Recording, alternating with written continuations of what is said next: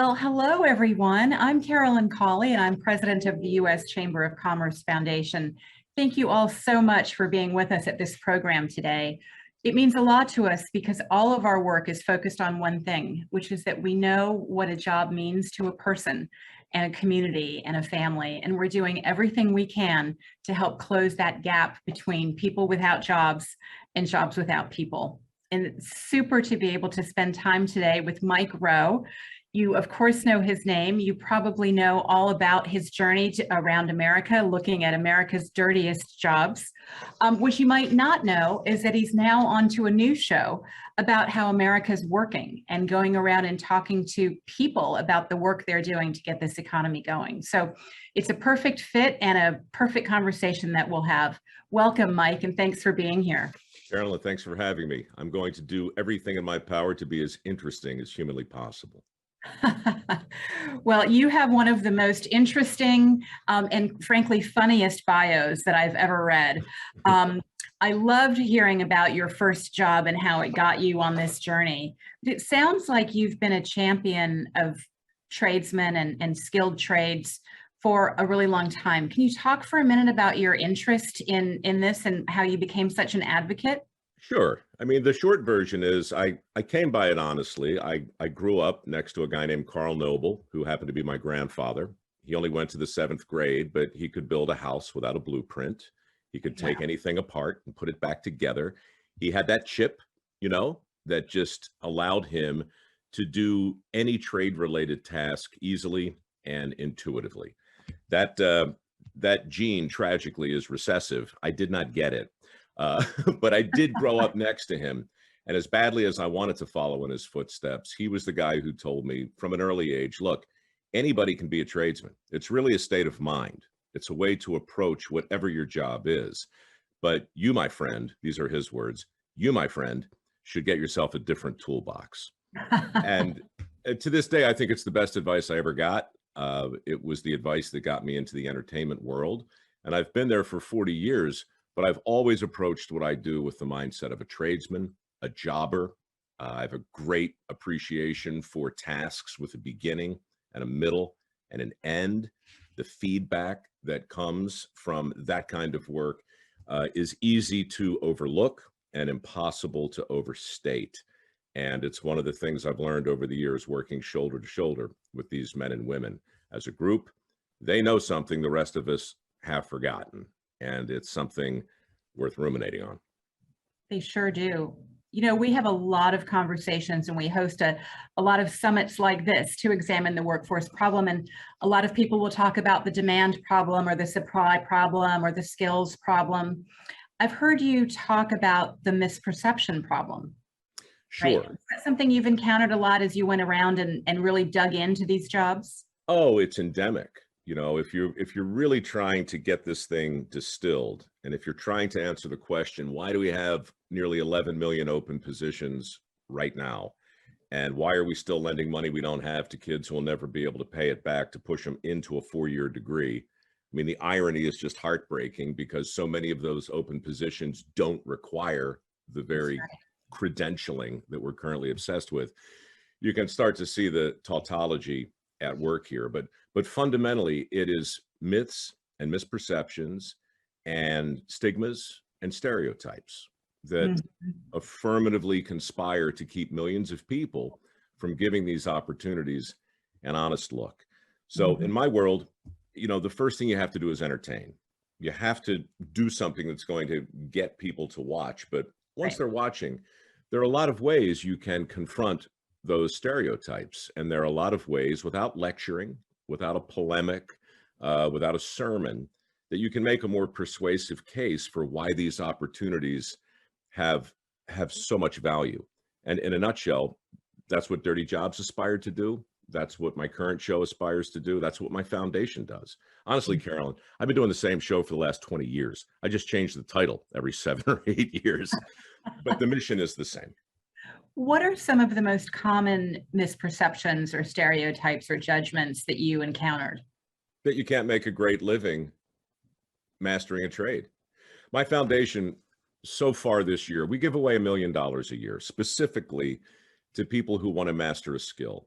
And then a few years later, I circle back with those people and I tell their stories, because invariably, what I think the country really needs to see is a steady diet of people who have prospered as a result of mastering a skill that's in demand. So it's really storytelling, and it doesn't matter if it's on the TV or on my Facebook page. I got 6 million people there, and once a week, I'll introduce them to somebody we assisted. I just told the story. You'll love this. Chloe Hudson is her name. She's in her late 20s, beautiful woman who was going to be a plastic surgeon, balked at the $400,000 cost of medical school, applied instead for a welding scholarship from my foundation, and today is making nearly $200,000 a year working for Joe Gibbs Aerospace, doing something she truly loves with not a penny of debt. My Wow. job is to tell her story, right? That's how you confront the stigmas and stereotypes with real people who have actually done it, who have actually lived it.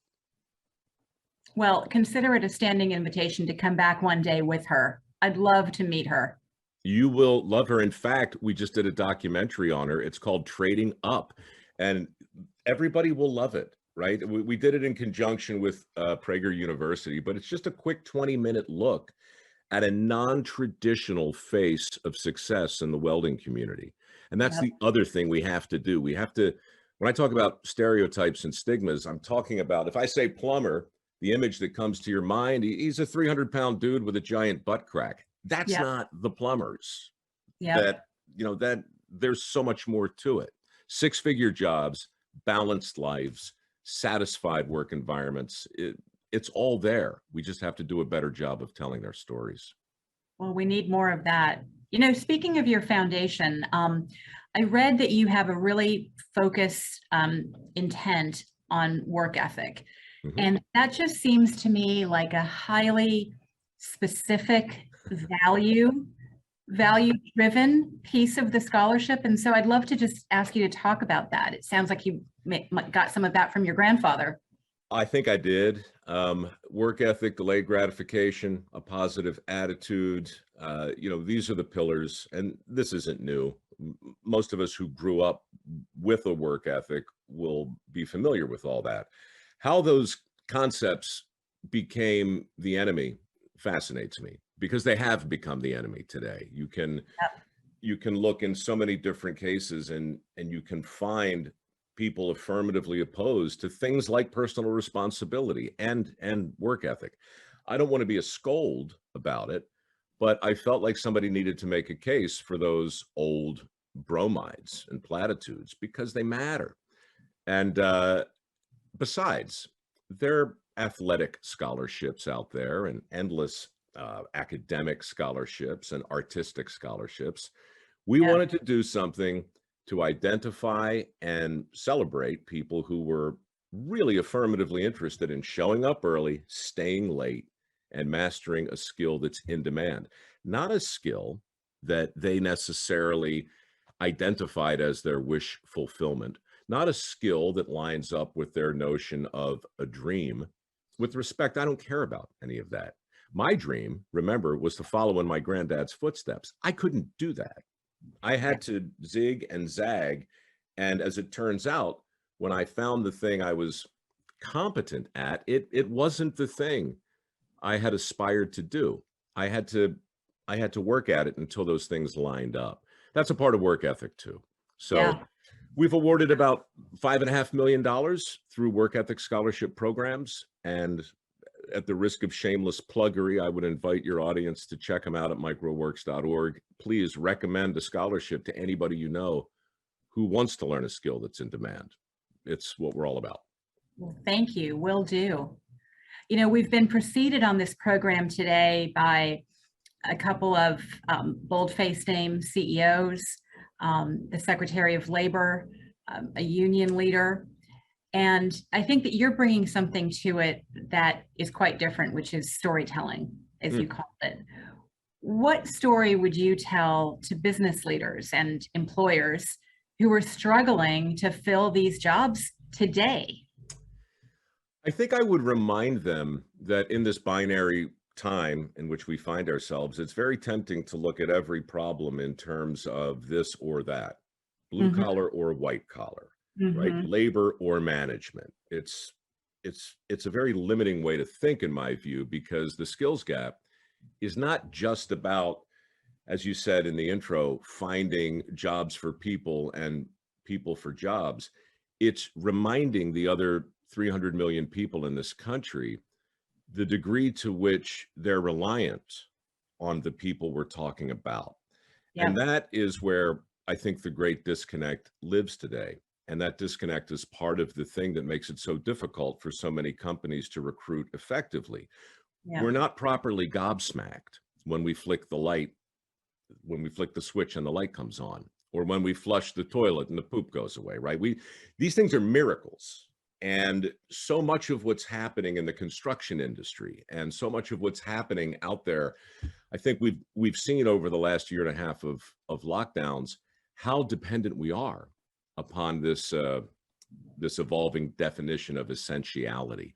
So it's just a long way of saying it's not a conversation between employers and potential employees. It's a much broader, it's a macro conversation that involves the whole country, because a balanced workforce is all we're talking about is national security, and you just, I just don't think you can overstate it, right? So that, because I'm in the broadcasting world, I kind of default to that message. It's not just about the skill. It's not just about the employee or the employer.